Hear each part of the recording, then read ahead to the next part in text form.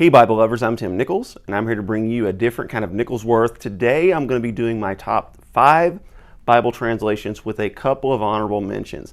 Now this is my third top 5 Bible translation video, and every time there's a little bit of a shakeup. And this time not only is there a shakeup in the ranking, but there's a new translation that has entered the ranking. So we're going to go ahead and start at number 5, and this is where the shakeup begins, and that is the BSB. Yes, the BSB has entered my top 5, and here's the reason. Number 1 is it's a fine translation in and of itself, but another reason that I really like the BSB is because they use what's called a translation tier. And in this translation tier, they have several options. First of all, they have an interlinear, which is only available online. So as you read the BSB, you also have more of an interlinear option. Interlinear means they take the word, they translate the word. They don't try to put them in any order or anything like that.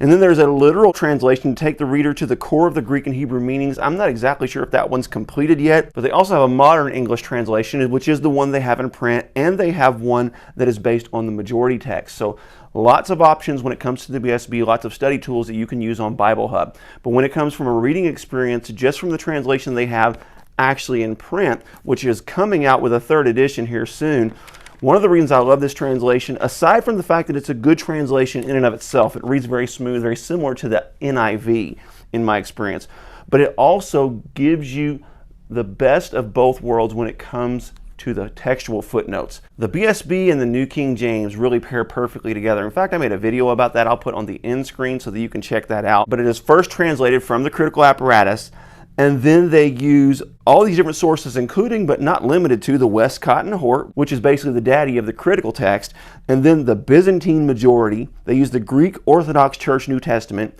They use both Textus Receptus, the Scrivener and the Stephanus. They use the Dead Sea Scrolls. They use the Masoretic Hebrew text. In fact, they use 2 different ones, the Westminster Leningrad and the Biblica Hebraica. And they use 2 different editions of the Greek Old Testament, also known as the Septuagint or the LXX. I don't know how to say these names, but there's Sweet's Septuagint and there's Ralph's Hanhart Septuaginta. And then finally, they use the Samaritan Pentateuch. There is no other Bible that I'm aware of, no translation that I'm aware of, that uses a robust note system like this. And for me, that puts it in my top 5. Coming in at number 4, the same place it came in the last video, is the trusted and true King James Version. I know the King James Version takes a lot of heat for being archaic and being out of date, but there is something about the poetry in the King James that just reads absolutely beautifully. Today I can read through it, and largely without a dictionary, I can make my way through it. There are a couple of words that are out of use or archaic that sometimes I have to wrestle through, but ultimately a dictionary will help you through that. Another thing is there are several King James Bibles that actually have archaic words defined dictionary either in the back, or like Humble Lamb, they'll have them in the place of the footnotes. And that's something that can help you along as well. But you cannot have a top 5 Bible translations without the King James in it, because it is so monumental, and it actually is still pretty readable. Coming in at number 3, and this is a little bit of a shakeup, that is the ESV. The ESV was formerly number 2 in my top 5 translation video. And the reason for the shakeup is just because of another update. My next translation also had a recent update, but I feel like it serves a stronger purpose than the ESV, because this is more of a word-for-word translation. I wish they would just leave it alone. But this is on its 5th edition if you count the 1st edition. This is its technical 4th update, but it's 5th edition. And to me, that's just a little problematic. Also, this is a word-for-word translation, and they don't italicize those supplied words. And I feel like for a word-for-word translation, that's something that's pretty necessary, but it's still one of my favorite translations. I absolutely love the Yoda talk and the poetry. The poetry in the ESV really shines. It's really beautiful. This is really a good translation. It was hard for me to bump it down, but I think the one at number 2 really deserves that 2nd spot. So let's check it out. And that is the CSB. So the ESV and the CSB swapped spots for me, but something about the CSB I just really enjoy. It has a really nice note system. It has a good referencing system. When you get into the New Testament, it has those Old Testament verses in bold. Just such a lovely layout. So many print options. It's a very nice read. Really appreciate this translation for its optimal equivalent strategy. And what optimal equivalence is they use the word for word, and if that's not optimal, they use more of a dynamic equivalence to where they go more thought for thought. So this really gives you the best of both worlds. It's really a nice balanced translation, and this couple's really good with a more word for word translation like a King James, New King James, ESV, NASB, or something like that. But I love the CSB, and it has come in at number 2. Now, my number 1 translation is going to be a surprise to no one. There has been no change, and that is the New King James Version.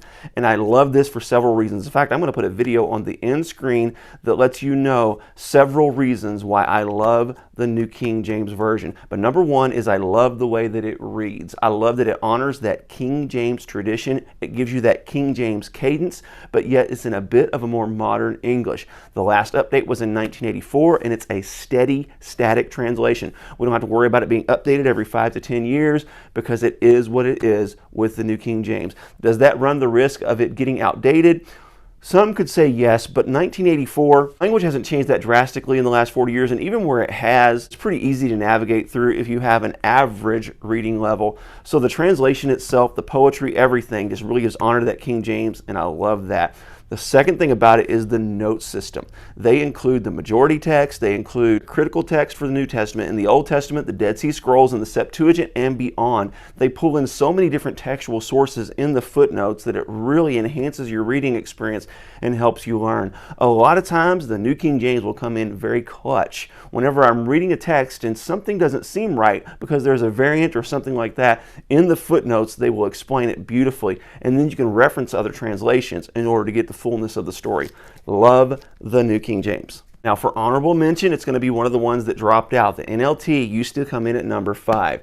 One of the reasons the NLT dropped for me is because as I read the Bible more and more, this almost paraphrased translation becomes less and less useful for me. Now I say almost paraphrase because it's not a paraphrase. It's not the same as the Living Bible. This is a legitimate translation, but this one always uses the dynamic approach, and that means that it's going to be thought for thought, and ultimately every now and then it's going to seem a little paraphrastic, as they would say.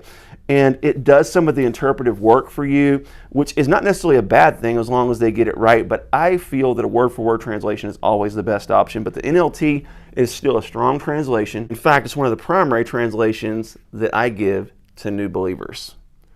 One more honorable mention, and that is the NET. Now, the NET is not a translation that I generally reference, but one thing I do reference is those footnotes. This thing is loaded, I mean loaded, with tons of footnotes, and it has textual critic notes.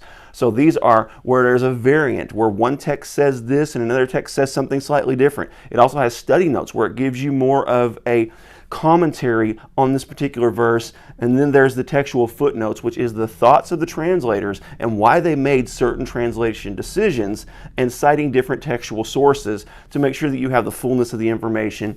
That is valuable. I'm not going to put a translation in the top 5 because of the footnotes, but I tell you what, I'll certainly give it an honorable mention. So there you have it. Those are my top 5 translations with a couple of honorable mentions. So let me know in the comments, what are your favorite translations? Which one do you reference?